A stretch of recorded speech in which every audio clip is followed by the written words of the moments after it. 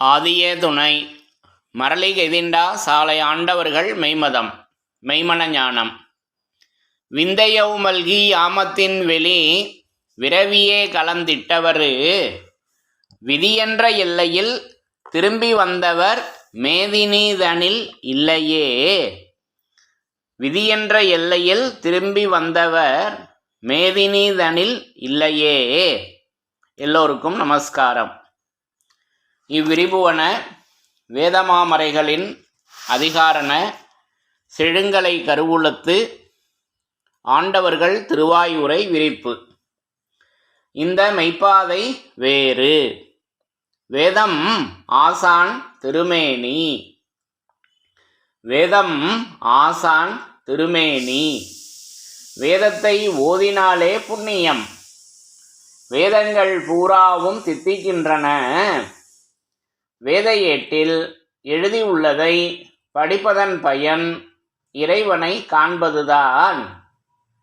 வேத கலைவாணி உன் நாவில் இருக்கும்படி உன் நாவை நீட்டி அகட்டி வேதனாவாக வளர்க்க வேண்டும் என்பதுவே இறைவனின் எண்ணம்.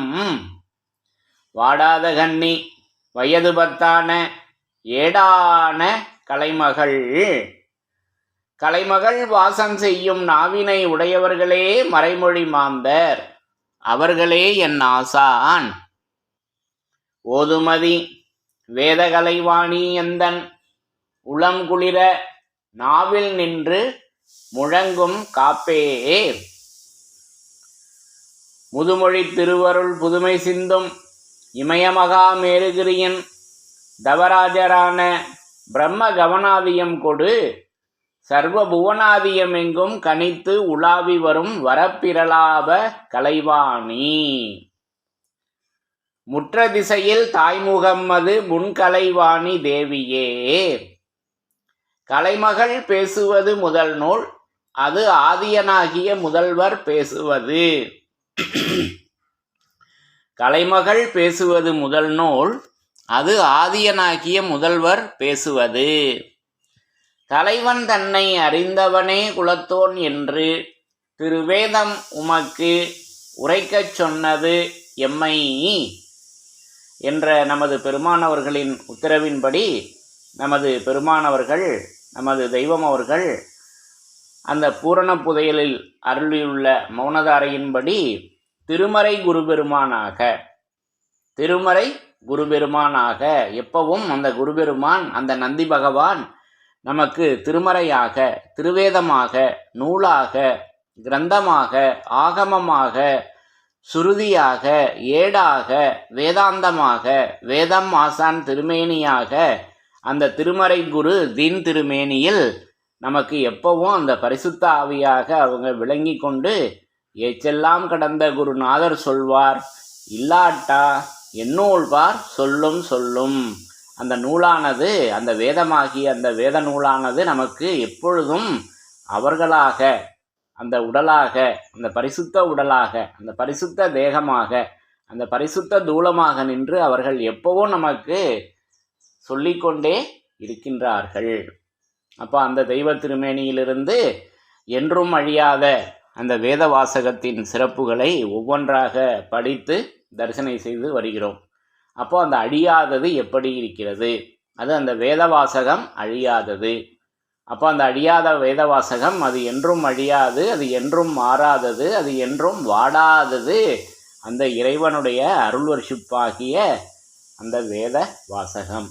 அப்போ இன்றைக்கு இந்த பகுதிக்கு, இந்த பதிவிற்காக நான் எடுத்துக்கொண்ட பகுதி நம்முடைய திருமெஞ்ஞான குரல்லிருந்து ஒரு திருவாக்கியத்தினை எடுத்துக்கொண்டேன். அப்போது இந்த திருவாக்கியம் நமக்கு திருமெஞ்ஞான குரல் 9வது திருவாக்கியம் தொடர்ச்சி, பக்கம் எண் 111. அந்த விபூதி அல்லவா, 111. அது தெய்வ தேடுகூடகமாக நம்ம ஏற்கனவே அந்த ஸ்ரீமன் நாராயணமூர்த்தியின் திருக்கரத்தில் இருக்கும் அந்த திருநீரு, அது நமக்கு 111ஆக 3 கோடுகள் அல்லவா. ஆக அது நமக்கு அந்த 3 கோடுகள், அது 111வது பக்கமாக அது விளங்கி கொண்டிருக்கிறது. அப்போ இன்றைக்கு அந்த திருமெஞ்ஞான குறளில் அந்த 111வது பக்கத்தில் இந்த அழியாதது எப்படி இருக்கிறது என்பதை நமக்கு அதனுடைய மாரியதன் நாமம், அப்போ அந்த வேதவாசகம் எப்படி அது என்ன வடிவெடுத்து அது இங்கே நமக்கு எடுத்து கொடுத்துருக்காங்க என்பதை அற்புதமாக நமக்கு இங்கே வெளியாக்கியிருக்காங்க. இந்த திருவாக்கியத்தில் படித்து தரிசனை செய்யலாம். பிரம்மோதய மெய்வழிச்சாலை ஆண்டவர்கள் திருவாக்கியம். சாதிகளின் கர்த்தாவே.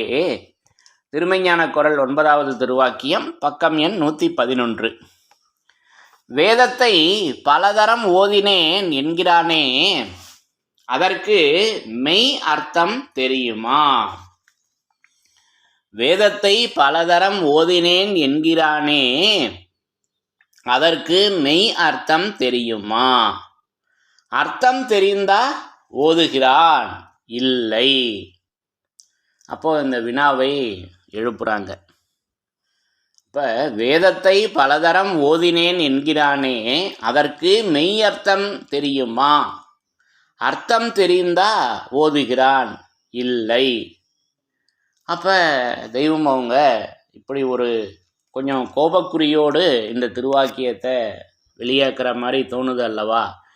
அப்போ ஏன் அந்த கோபம் வருகிறது அப்படின்னா, அவர்கள் எதை சொல்லுகிறார்களோ அதை விட்டுவிட்டு மற்றதையெல்லாம் நம்ம பிடிச்சிக்கிறோம். அப்போ இது எப்படி அப்படின்னா, அந்த சுண்டு விரல் கதை தான். இப்போ நமக்கு சுண்டு விரல் என்று பாடம் ஏற்றியது, உலக கல்வியில் பாடம் ஏற்றியது மோதிர விரலுக்கு அருகாமையில் உள்ள அந்த விரல்.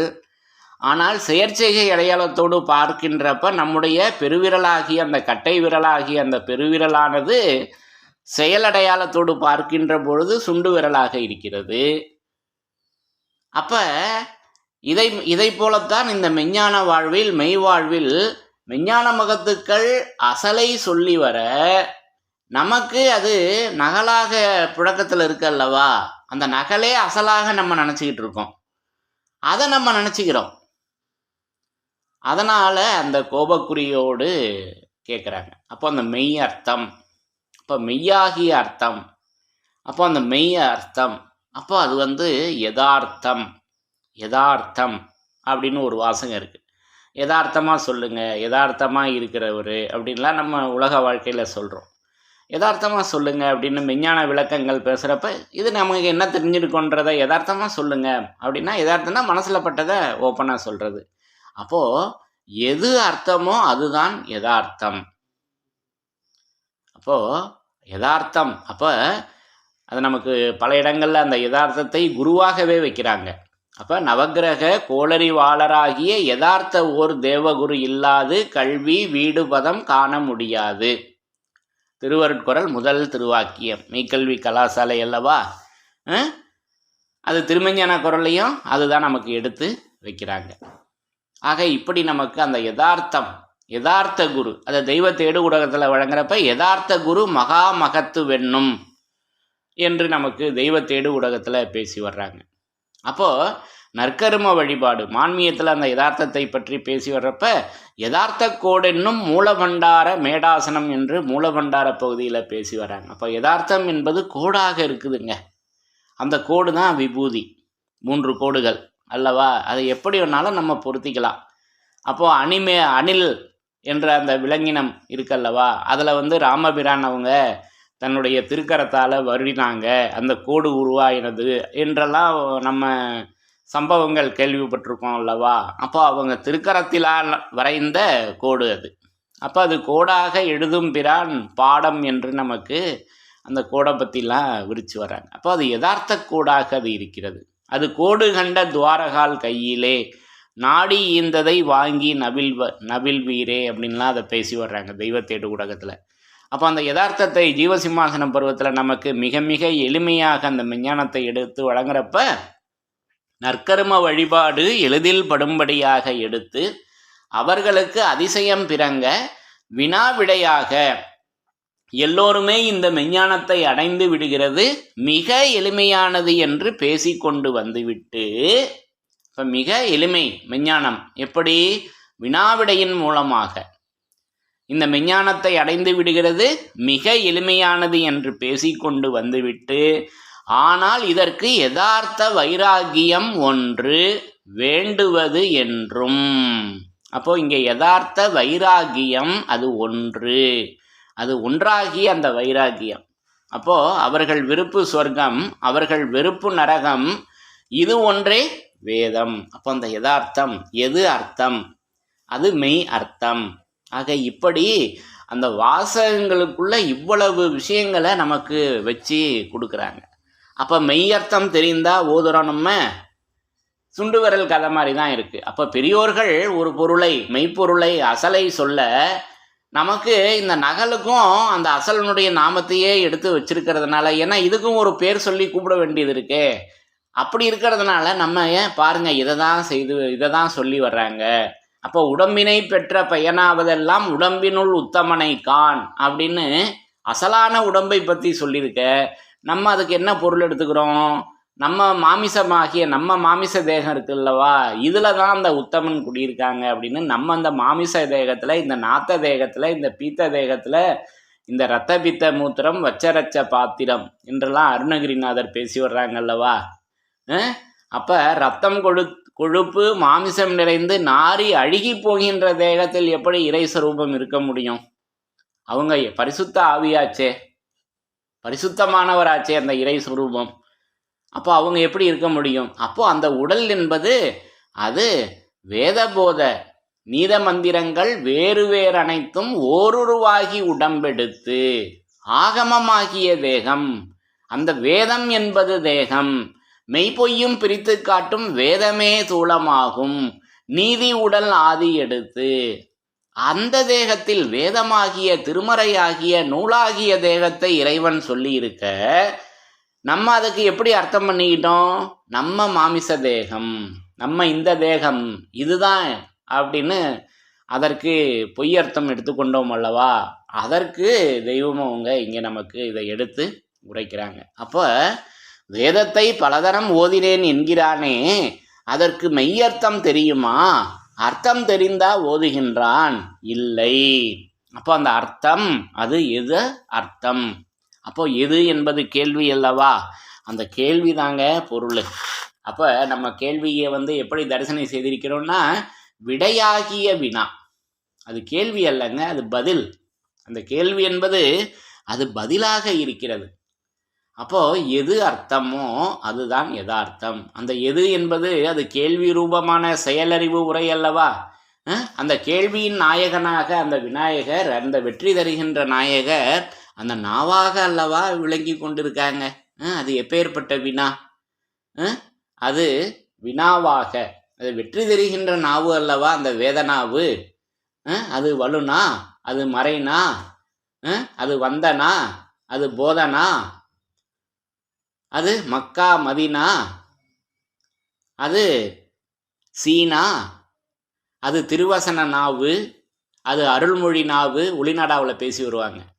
திருவசன நாவு அந்த அருள்நாவானது நமக்கு அது வேதனாவாக, அது அமுதனாவாக, அது வலுனாவாக, அது வலுனாவாக, அது மறைனாவாக, அது வலுனா அது திருமறையாக அது விளங்கி கொண்டிருக்கிறதே. அது நிறைநாவாக அது அல்லவா அது விளங்கி கொண்டிருக்கு, நிறைந்திருக்கே அந்த நாவுல. சர்வமும் அந்த நாவுல அல்லவா நிறைந்திருக்கிறது. அந்த நாவானது நமக்கு அது வேதனா அமுதம் சிந்துகின்ற இடமாக அல்லவா அந்த இடத்தை நமக்கு வழங்கியிருக்காங்க. ஆக இப்படியெல்லாம் அந்த அர்த்தம். அப்போ அர்த்தம் தெரிந்தா ஓதுகிறான் இல்லை. வேத முதலில் வரும் அலிபுலாம் மீம் தாலிக்கல் கித்தாபு என்பதற்கு இந்த கித்தாபு என்று அர்த்தம் பண்ணுகிறார்களே. அப்போ இந்த கித்தாபு அந்த கித்தாபு, அப்போ இதெல்லாம் நம்ம வேதத்தின் சிறப்புகளில் ஏற்கனவே தரிசனம் செய்திருக்கிறோம் அல்லவா. அப்போ இந்த கித்தாபா அது அந்த கித்தாபு என்று நம்மளே அதற்கு ஒரு அர்த்தம் பண்ணி சொல்லி கொண்டு இருக்கிறோம் இந்த உலக மக்களாகிய நம்ம. அப்போ அதை தான் இங்கே எடுத்து தோல் உரிச்சி காமிக்கிறாங்க. அப்போ அலிப்லாம் மீம் தாலிக்கல் கித்தாபு என்பதற்கு இந்த கித்தாபு என்று அர்த்தம் பண்ணுகிறார்களே. அப்படி சொன்னால் இறைவனாகிய ரப்புக்கு மாற்றக்காரன் ஆகிவிடுவோமே என்ற அச்சமில்லாமல் சொல்லுகிறார்களே என்று நமக்கு இங்கே அந்த கவலையும் இங்கே எடுத்து கொடுக்குறாங்க. அப்போ முதல்ல கோபம், அடுத்து கவலை. அப்போ அந்த நவரசங்கள் சிந்த நமக்கு இந்த வேத வாசகமாகிய அந்த நவரசம் நமக்கு அது ஒவ்வொன்றையும் அந்த வேத வாசகத்தில் வச்சு நமக்கு கொடுக்குறாங்க. அப்போது இந்த கித்தாபு அந்த கித்தாபு ஆக மொத்தத்தில் அது கிரந்தமாக இருக்கிறது. அப்போ அதை தான் நம்ம மூலபண்டார பருவத்தில் தரிசனை செய்திருக்கிறோம் அல்லவா. இந்த கித்தாபு அந்த கித்தாபு அது எப்படி இருக்குது அப்படின்னாக்கா, அது அலிப்லாம் மீம் என்னும் தாலிக்கல் கித்தாபு ஆகிய அந்த கித்தாபு நான் தான். அப்போ அந்த கித்தாபு அது இந்த திருவேதத்திற்கு பெயர் தான் அந்த கித்தாபு. இந்த கித்தாபு என்று அழைக்கப்பெறுகிற இந்த வேதத்திற்கே இன்னொரு நாமம்தான் அந்த கித்தாபு. ஆகவே இந்த கித்தாபும் அந்த கித்தாபும் ஒன்றேதான். அப்போ அலிப்லாம் மீம் என்னும் தாலிக்கல் கித்தாபு ஆகிய அந்த கித்தாபு நான் தான் என்று கூறி நிற்கும் இருபானின் கிரந்தமானது. அப்போ அந்த கிரந்தம் அல்லவா அந்த கித்தாபாக விளங்கி கொண்டிருக்கிறது. அது இந்த கித்தாபு அந்த கித்தாபு இரண்டும் ஒன்றே. வேத வாசகத்தில் வைத்து பார்க்கும் பொழுது என்னுடைய புரிதலில் நான் இரண்டும் அது இறைவனுடைய திருமேனியாகவே நான் அதை எண்ணி பார்க்கிறேன். அப்போ அது நான் தான் என்று கூறி நிற்கும் இருபானின் கிரந்தமானது அந்த கித்தாபு நான் தான். அப்போ இறைவன் ஒருவனுக்குத்தான் நான் என்கிற ஆண்மை உண்டு. அப்போ அந்த நான் என்னும் அகந்தையாக நம்ம கிட்ட இருக்குது. அது இறைவன்கிட்ட, நமது தெய்வம் அவர்களிடம், விஞ்ஞான மகத்துக்களிடம் அது நான் என்பது அவர்களுடைய ஆண்மையாக விளங்கி கொண்டிருக்கிறது. நம்மகிட்ட அகந்தை, அவர்களிடம் அது ஆண்மையாக விளங்கி கொண்டிருக்கிறது அல்லவா. அப்போ எம்முடைய மௌனதாரை ஆண் ஆக்குகிறது. மைசூர் மகாராஜா முன்னாடி திருவருட்குறள் 14வது திருவாக்கியத்தில் வெளியாகுது அல்லவா. எம்முடைய மௌனதாரை ஆண் ஆக்குகிறது, நம்மளுடைய வார்த்தை வீணாக்குது. இந்த உலக மக்களுடைய வார்த்தை. ஆனால் வாசகம் ஒன்றே, எழுத்துக்களும் அதே எழுத்துக்கள் தான். ஆனால் அந்த வித்தியாசம் இருக்கிறது அல்லவா. அப்போ இதை நாம சொல்லுகிறோம், இதை எம்வாயிலிருந்து வரவில்லை, ஆதி பிரம்மத்தின் வேதநாத ஒளி இது என்று நினை. பார்த்தால் எல்லாம் ஒரே வார்த்தையாகத்தான் தோன்றும். நாம் சொல்லுவதை பேதகமாக எண்ணிவிடாதே. இப்படிலாம் நமக்கு அதை எச்சரிப்பு கொடுக்குறாங்கல்லவா. இதே 9வது திருவாக்கியத்தில் தான் அதெல்லாம் வருது. அப்போ அந்த அலிப்லாம் மீம் தாலிக்கல் கித்தாபு என்பதற்கு இந்த கித்தாபு என்று அர்த்தம் பண்ணுகிறார்களே, அப்படி சொன்னால் இறைவனாகிய ரப்புக்கு மாற்றக்காரன் ஆகிவிடுவோமே என்ற அச்சமில்லாமல் சொல்லுகிறார்களே. ரப்புக்கு மாற்றக்காரன் யார்? அஜாசில் தானே. அப்போ அந்த யமன் ரப்புக்கு மாற்றக்காரன் யார்? அந்த அஜாசில் தானே. ரப்புக்கு மாற்றக்காரன் யார்? அஜாசில் தானே. அப்போ இறைவன் திட்டவட்டமாக வேதத்தில் அறிய வேண்டும் என்று சொல்ல, அதற்கு மாறாக அறிய முடியாது என்பவன் இப்லீசு. திருவருட்குறள் 253வது திருவாக்கியம். அது நம்முடைய தலைக்கடமை அல்லவா. ஆகவே நம்முடைய தலைக்கடமை நாம் அந்த அகமியத்தை, பிரணவத்தை, மூலமந்திரத்தை கட்டாயம் அறிய வேண்டும். இறைவன் வேதத்தில் திட்டவட்டமாக அறிய வேண்டும் என்று சொல்ல, இப்போ இறைவன் இதையெல்லாம் வேதத்தில் அறிய வேண்டும் என்று சொல்ல, அதற்கு மாறாக அறிய முடியாது என்று சொல்லுபவன் இப்லீசு. இப்போ இதெல்லாம் நம்ம வேதத்தின் சிறப்புகளில் படித்து தரிசனம் செய்திருக்கிறோம் அல்லவா. அப்போ அதை தான் இங்கே நமக்கு மீண்டும் கொடுக்குறாங்க. அப்போ ரப்புக்கு மாற்றக்காரன் யார்? அஜாசில் தானே. அலிப்லாம் மீம் என்ற அந்த 3 அட்சரம் அளப்பதற்கு அரிய பெரிய கித்தாபாக அல்லவா இருக்கிறது. அப்போ அந்த 3 அட்சரம், ஏன்னா அது 3 எழுத்துக்களில் வைத்திருக்கும் அந்த தலம் அல்லவா அது. அது எப்பேற்பட்ட தலம். அந்த தலத்தை நம்ம தரிசனம் செய்தோம் அல்லவா இந்த என்றும் அழியாத வேத வாசகத்தில். அப்போ அந்த 3 எழுத்துக்களில் வைத்திருக்கும் அந்த 3 எழுத்துக்களான அந்த வடிவில் வைத்திருக்கும் அந்த தலமானது அது எந்நாளும் தங்கும் தலமாக நமது தெய்வம் அவர்கள் விஞ்ஞான மகத்துக்கள் இறைவ சுரூபம் எந்நாளும் தங்கும் தலமாகிய அந்த நெடுங்கிரண கரையாக அல்லவா அது விளங்கி கொண்டிருக்கிறது. அப்போ அது 3 எழுத்துக்களில் வைத்திருக்கும் அந்த வடிவில் வைத்திருக்கும் தலம். அப்போ அந்த 3 எழுத்துக்களான வடிவில் வைத்திருக்கும் அந்த தலம் அது எந்நாளும் தங்கும் தலமாக நமக்கு அது அலிஃப் லாம் மீம்னு எடுத்துக்கலாம். எப்போ அந்த மூன்று வாசகம் 3 பொருள் என்னென்ன வருதோ அது அனைத்திற்கும் அது பொருந்தும். ஆக அதை நம்ம எப்படி எடுத்துக்கிட்டோம்னா, அன்னைக்கு மந்திரஸ்தரமாக நம்ம எடுத்துக்கொண்டோம் அல்லவா. அப்போ அது நம்முடைய மீட்புக்கு தலையாகிய முறையான வணக்கம், மாசற்ற இரக்கம், வருங்கால தீர்க்கம், இம்மூன்றும் மந்திரஸ்திரம். அது அலிஃப் லாம் மீமாக அது விளங்கி கொண்டிருக்கிறது. அப்போ ரப்புக்கு மாற்றக்காரன் யார்? அஜாசில் தானே. அலிஃப் லாம் மீம் என்ற அந்த 3 அட்சரம் அளப்பதற்கு அரிய பெரிய கித்தாபாக அல்லவா இருக்கிறது. வேத மந்திரங்களை சும்மா வாயிலே சொன்னால் மெய்ப்பொருள் வரும் என்றால், பொய்ப்பொருளும் வாயில் உருப்போட்டால் வரணுமே. அப்போ இங்கே நமக்கு ஒரு செக் ஒன்று வைக்கிறாங்க. அப்போ நம்ம என்ன சொல்கிறோம் அப்படின்னாக்கா, உருப்போடுதல் என்பதை இங்கே உடைச்சி தெய்வம் அவங்க பேசி வர்றாங்க. அப்போ வேத மந்திரங்களை சும்மா வாயிலே சொன்னால் மெய்ப்பொருள் வரும் என்றால், பொய்ப்பொருளும் வாயில் உருப்போட்டால் வரணுமே. வருதா இல்லையே கேட்குறாங்க. அப்போ ஒளிநாடாவிலையும் இந்த வாசகங்களை நமக்கு எடுத்து பேசி விடுவாங்க. அப்போ உருப்போட்டால் வரும். அப்போ நம்முடைய மெய்மதத்திலையும் நம்முடைய ஜீவப்பிரவியர்கள் ஒரு வழியினை பின்பற்றி இருக்கிறாங்க. எல்லாருக்கும் இதை நீங்கள் கேள்விப்பட்டிருப்பீங்க. என்ன அப்படின்னா, மூல மந்திரங்களை ஆயிரக்கணக்கில் உருப்போடுதல் என்று எடுத்து வச்சுருக்காங்க. அதை பின்பற்றி ஒரு நாளைக்கு இத்தனை 1000 சொல்லணும் அப்படின்னு அதை உருப்போடுகின்றது இருக்குது. அப்போது இது அந்த வித்தியாசங்களை நம்ம என்னன்னு நல்லா தெரிஞ்சுக்கணும்.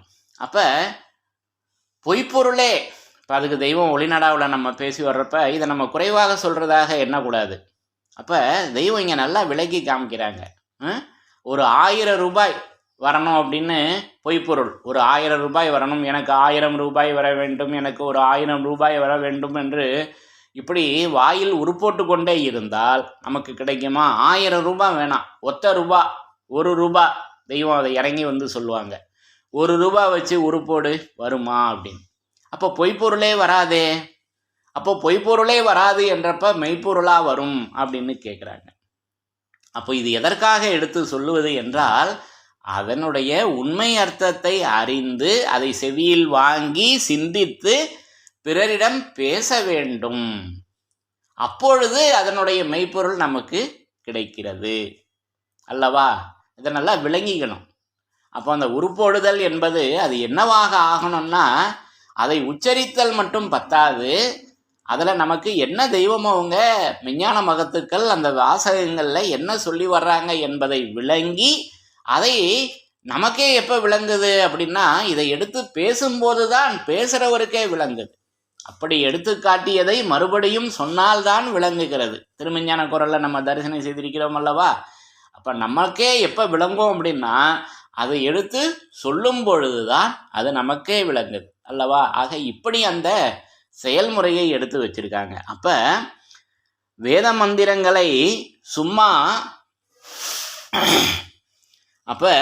மந்திரங்களை சும்மா வாயிலே சொன்னால் மெய்ப்பொருள் வருமென்றால், பொய்ப்பொருளும் வாயில் உருப்போட்டால் வரணுமே. வருதா இல்லையே. அதுவே வராத போது என்று நமக்கு எடுத்து சொல்லி, அதன் பிறகு அந்த என்றும் அழியாத வேத வாசகம் இங்கே எப்படி அதனுடைய மாரியதன் நாமம் இருக்குது என்பதை நமக்கு அடுத்து கொடுக்குறாங்க. அப்போ அதுவே வராத போது அழியாத மெய்யா வரும். அழியாத மெய்யா வரும், ஒரு காலும் வராது என்று அந்த அருள் வர்ஷிப்பை அந்த பகுதியில் நமக்கு நிறைவு செய்து கொடுக்குறாங்க. அப்போ வேத மந்திரங்களை சும்மா வாயிலே சொன்னால் மெய்ப்பொருள் வருமென்றால், பொய்ப்பொருளும் வாயில் உருப்போட்டால் வரணுமே. வருதா இல்லையே. அதுவே வராத போது அழியாத மெய்யா வரும், ஒரு காலும் வராது என்று அந்த பகுதியை நமக்கு தெய்வமவங்க நிறைவு செய்து தந்திருக்காங்க. அப்போ இந்த பகுதியில் அந்த அழியாதது எப்படி இருக்கிறது என்றால், அது மெய்யாக விளங்கி கொண்டிருக்கிறது. அதை நான் எடுத்துக்கொண்டேன். அப்போ அந்த மெய், அப்போ அழியாதது மெய்யுங்க. அப்போ என்றும் அழியாதது மெய்யல்லவா, அழியாமல் என்றைக்கும் இருக்கும். பொய் அழிஞ்சிருமே. அப்போ பொய் வந்து எப்படி இருக்கிறது? பொய்யான உடலை மெய் என்னும். அப்போ பொய்யான உடலை போய் நம்ம மெய்யின்னு சொல்லிக்கிட்டு இருக்கோம். அப்போது இந்த புலையர்கள் அறியாத அந்த பூத சஞ்சீவியாகத்தான் அது நமக்கு எடுத்து வச்சுருக்காங்க அல்லவா? அப்போ புலையன். அப்போது பொய்யை போய் மெய்யின்னு சொல்லிக்கிட்டு இருக்க. அப்போது வால்காட்டி பயல்கள் உடல் மெய் என்பார்கள். நம்முடைய இந்த மாமிச தேகம் அல்லவா, இதை போய் மெய். அப்போ இந்த மெய், அப்போ இதெல்லாம் நமக்கு வேதமாமறையில் நல்லா நெடுக தெளிவாகத்தானே நமக்கு எடுத்து உரைச்சிருக்காங்க. அப்போது நம்ம எதை நினச்சிக்கிட்டு இருக்கோம்? இந்த சுண்டு விரல் கதை தான். இந்த சுண்டு விரல் கதை தான் நம்முடைய நினைவில் இருக்குது. ஆக இதை நம்ம மாற்றிக்கொள்ள வேண்டும். இப்போ விஞ்ஞான மகத்துக்கள் பெரியோர்கள் நமது தெய்வம் அவர்கள் எந்த பொருளை நோக்கி அவங்க எதனுடைய விரிப்பை நமக்கு எடுத்து வழங்குறாங்க, அந்த மெய்யர்த்தத்தை அதை அறிந்தவர்களிடம், ஏற்கனவே தெரிந்தவர்களிடம், அறிந்தவர்களிடம் அதை கேட்டு அதை விசாரணை செய்து அல்லவா அதை விளங்கி கொள்ள வேண்டும். ஏன்னா எல்லா உலக மக்களுக்கும் அது கிடைக்கணுமே, ஒரு பகுதிக்கும் மட்டுமல்ல, அனைவருக்கும். ஏன்னா எல்லா மக்களும் இறைவனால் படைக்க பெற்றவர்களே. அப்போ உலக மக்கள் அனைவருக்கும் அது வேதத்தில் நமக்கு அந்த சமரசத்தை பொதுவாக எடுத்து வைத்திருக்கிறார்கள். அப்போ அந்த அழியாதது மெய். அப்போ அந்த மெய் எப்படி இருக்கிறது என்றால் அது நமக்கு வேதத்தினுடைய தலைப்பாகவே கொடுத்துட்டாங்க. அது ஆதிமை உதயபூரண வேதாந்தம், அதுதாங்க மெய். அப்போ ஐம்புலன்கள் அது பஞ்சபொறி. அப்போ அதில் அந்த மெய், வாய், கண், மூக்கு, செவி என்பதற்கு நம்ம மெய்யை எதை காமிக்கிறோம்னா நம்முடைய இந்த மாமிச உடலை தான் காமிக்கிறோம். அப்போ அது பொருத்தமா என்றால் அங்கே தான் அந்த வித்தியாசத்தை நம்ம விளங்கிக்கணும். அப்போ இது எப்போ மெய்யாகுது என்றால் இறைவனுடைய வேத வாசகத்தை எடுத்து நாம் விளங்கி பேசும்போது அப்போ இது மெய்யாகுது. அது வரை அதை பேசாத போது இது பொய்யாகத்தான் இருக்கிறது. அப்போ பொய்யை பிடித்து புகழீதென்று ஐயோகோவென்று அலரும் நாளில் என்றெல்லாம் நமக்கு அந்த மெய்யில் ஏறு என்று ஏற்றும் வேந்தன் சமரச வேதம். அப்போ அந்த மெய்யை மெய்யில் ஏறு என்று ஏற்றுமுகின்ற அந்த வேந்தன், அந்த அரசன், அந்த செய்மறை அரசர்கள், அந்த தீட்டிய படிக்கின்று மெய்மதம் ஒன்றுபின் விளைவுறும் என்றந்த செய்மறை அரசர்கள் தீட்டிய படிக்கின்று தேடி வரும் பொருளை. அப்போ அந்த மெய்யில் ஏறு என்று ஏற்றும் வேந்தன் சமரச வேதம். அப்போ அந்த வேந்தன் அது கவனமணி ராஜ மன்னாவாகி அந்த சந்நிதி எப்பொழுதும் அவர்களே அந்த திருமறையாக அல்லவா அவங்க விளங்கி கொண்டு ஏற்றி வைக்கிறார்கள். அப்போ சரியான சரிநிலையில் என ஏறு ஏறு ஏறு என்று ஏற்றி வைத்தது அந்த சாலை வாழ்வு, அந்த வாழ்வு அல்லவா. அப்போ அந்த வாழ்வை நமக்கு அவங்க வேதத்தில் அந்த மரணமிலா பெருவாழ்வை வேத வாசகமாக எடுத்து நமக்கு இப்படி அந்த மெய்யை நமக்கு எடுத்து வச்சிருக்காங்க. அப்போ அந்த மெய், அப்போ அந்த வேதாந்தம், அது ஆதிமை உதயபூரண வேதாந்தம். அப்போ அந்த மெய் வந்து நமக்கு சாகாக்கலை கிரந்தத்தில் எடுத்து வழங்குறப்ப இதுகாலம் இத்தேவபூமியில் செயலில் நடந்தேறி கொண்டிருக்கும் சாகாக்கலை என்னும் பிரம்ம வித்தையை மக்கள் உள்ளங்களில் ஊனி பதிப்பிக்க எழுந்த இந்த மெய் கிரந்தமானது. அப்போ மெய் வந்து நமக்கு கிரந்தமாக எடுத்து வச்சிருக்காங்க. அப்போது அந்த அழியாத மெய், அப்போ அந்த மெய் நமக்கு கிரந்தமாக அது நமக்கு அந்த திருவேதமாக எடுத்து வச்சுருக்காங்க. இப்போ இது மாதிரி நிறைய நமக்கு வேதமாமறைகளில் அந்த மெய் என்பதனுடைய அருளர்ஷிப்பு இருக்குது. அடுத்து மூலபண்டார பருவத்தில் ஒரு பகுதியை நம்ம எடுத்து படித்து தரிசனம் செய்யலாம். அப்போ இதை வந்து நம்ம ஏற்கனவே வேதத்தின் சிறப்புகளில் இதெல்லாம் நம்ம படித்து தரிசனை செய்திருக்கிறோம் அல்லவா. அப்போது நமக்கு அந்த ஆதி மான்மியம் மூலபண்டார பருவத்தில் அந்த மெய்யை பற்றி விரிக்கிறாங்க. ஒரு நெறி நீதி அரிய மெய்யுறவு ஆதி மெய்ஞான அருட்ஜோதி வீடு பிறவா நாட்பிறப்பு திருவிழா, அதில் வருகின்ற வாசகம். ஒரு நெறி நீதி அரிய மெய்யுறவு ஆதி மெய்ஞான அருட்ஜோதி வீடு அமலாதிக்க தவத்திற்ப நுட்ப செயலாதியம் நடைமுறை வழிபாடினை குறிகொடுத்து ஊனி மேலே கூறியுள்ள பழமை மெய் கிரந்தங்களாகிய வேத வேதாந்தம் கொடுத்துட்டாங்க பாருங்க. மேலே கூறியுள்ள பழமை மெய் கிரந்தங்களாகிய வேத வேதாந்தங்களிலும் பலவாம் பாஷைகளிலும் ஆங்காங்கு வரி தடம் பிடித்து வந்திருக்கின்றதாவது என்று நமக்கு அந்த மூலபண்டார பருவத்தில் எடுத்து உரைக்கிறாங்க. அப்போது பழமை மெய்கிரந்தங்களாகிய வேதாந்தங்களிலும் பலவாம் பாஷைகளிலும் என்று நமக்கு அதை எடுத்து அந்த மூலபண்டார பருவத்தில் அப்போ அந்த மெய் கிரந்தமாக அது பழமையாக அது விளங்கி கொண்டு இருக்குதுங்க. அப்போ அது பழமை, அப்போ அந்த பழமை தான் அது மெய்யாக விளங்கி கொண்டிருக்கிறது. அப்போ மெய்யா, விமலா, விடைப்பாகா, வேதங்களையா என்றெல்லாம் நமக்கு அந்த சிவபுராணம் அந்த மெய்யை எடுத்து நேராகத்தான் சொல்லியிருக்காங்க அல்லவா. அப்போ அந்த வேதம் அல்லவா மெய்யாக விளங்கி கொண்டிருக்கிறது. அது ஆதிமை. அப்போ அந்த ஆதியாகிய மெய். அப்போ அது ஆதிமறை வேதமெல்லாம் பிறந்த நாடாச்சே. அப்போ அந்த ஆதியே நமக்கு துணையாக எடுத்து வச்சிருக்காங்க. நம்முடைய மெய்மதத்திற்கு துணை எது? அந்த ஆதியே துணை. அந்த ஆதி அது ஆதிமறை வேதமெல்லாம் பிறந்த நாடு, பூரண புதையல் அல்லவா. இப்போ இதெல்லாம் நம்ம ஏற்கனவே வேதத்தின் சிறப்புகளில் படித்து தரிசனை செய்திருக்கிறோம் அல்லவா. ஆகவே இப்படி ஒவ்வொரு வாசகங்களும் அந்த வேதத்தை முன்னிறுத்தி, நம்முடைய திருமறையை, விஞ்ஞான மகத்துக்களினுடைய அந்த திருவேதத்தை முன்னிறுத்தி அந்த திருமறையாக, அந்த திருமறையின் வாசகங்களாக அந்த விஞ்ஞான மகத்துக்கள் இப்படி விளங்கி கொண்டிருக்காங்க என்பதை நமக்கு இப்படி அவங்க நிரூபணை செய்து கொண்டே இருக்கின்றார்கள் என்பதை இப்படி நான் அதை உணர்கிறேன். ஆகவே அந்த ஆதிமை அது நமக்கு ஆதிமறை வேதமெல்லாம் பிறந்த நாடு. அது அவர்களுடைய அந்த ஆளவாயிருந்து அல்லவா அது பிறந்து வருகிறது. அந்த வேதனாவிலிருந்து அல்லவா அது பிறந்து அந்த வாசகம். அப்போ பிறந்த ஆண்டவர்கள் திருவாக்கியம். அப்போது பிறந்தது அந்த ஜீவ குழந்தை. அப்போ அந்த திருவாக்கியம் அந்த வேதவாசகமாக அவங்க பிறந்து என்றென்றைக்கும் அவர்களே அந்த இறை சொரூபமாக அந்த திருவேதமாக விளங்கி கொண்டிருக்கின்றார்கள் என்பதை நான் இந்த அழியாத மெய் இந்த பகுதியில் அந்த அழியாதது அந்த மெய்யாக இருக்கிறது. அப்போ அந்த அழியாத மெய்யா வரும். அப்போ அந்த அழியாதது மெய்யாக இருக்கிறது. அதை இப்போ நமக்கு அந்த வேத மாமறையில் கொடுத்துட்டாங்களே. அப்போ அதை உருப்போடுதல் என்பது அது எப்படி முழுமையாகுது என்றால், அதை எடுத்து மனனம் பண்ணி அதை சிந்தித்து பிறரிடம் பேசும்பொழுது அது நமக்கு நிறைவாகிறது. அப்போ சிவாய நம என்று சிந்தித்திருப்போருக்கு அபாயம் ஒரு நாளும் இல்லை. அப்போ அது சும்மா வாயில் சொல்லி கொண்டிருப்பதையா நமக்கு திருவருட்குறள் 7வது திருவாக்கியத்திலையும் கொடுக்குறாங்க அல்லவா. அப்போ அது சிந்தித்து இருத்தல். அப்போ சிந்தித்து இருப்பது என்பது அது சர்வாங்கமும் தழுவ பரிசுத்த ஆவியை கவர்ந்து சுவைக்க இருப்பதென்றோ சிந்தித்திருப்பது.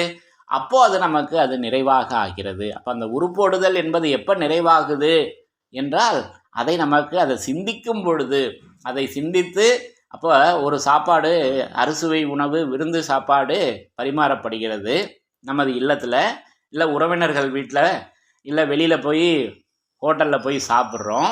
அப்போ சாப்பிட்டதுக்கப்புறம் அவங்க வந்து சொல்கிறோம் அல்லவா, அது அண்ணன் இந்த பலகாரம் இப்படி ருசியாக இருந்தது, இந்த குழம்பு இப்படி இருந்துச்சு அப்படின்னு. அப்போது அதை சாப்பிட்டதுக்கு அப்புறம் நம்ம அதை சொல்லி எப்படி அதை அந்த சுவை அப்போ அதை எடுத்து சொல்கிறப்பயே திருப்பி நாக்கில் எச்சி விடும். அந்த சுவை தட்டுது அல்லவா, அதை நினைத்து அப்போ அது நினைவில் உரிய நினைவாக அதை நமக்கு அதை கொண்டு வருது அல்லவா. ஆக இப்படி அந்த நினைவில் உரிய நினைவு நமது தெய்வம் அவர்களிடம் இருக்கிறது.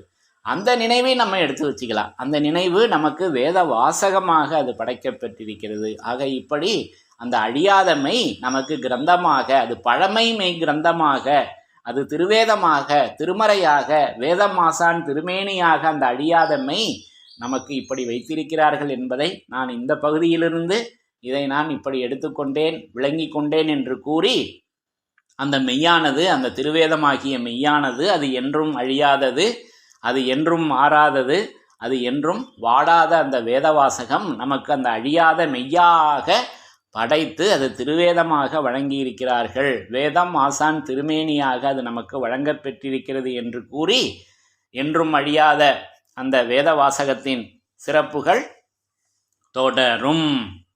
தலைவன் தன்னை அறிந்தவனே குலத்தோன் என்று திருவேதம் உமக்கு உரைக்கச் சொன்னது எம்மை. என்றும் அழியாத வேதவாசகத்தின் சிறப்புகள் தொடரும். எல்லோருக்கும் நமஸ்காரம்.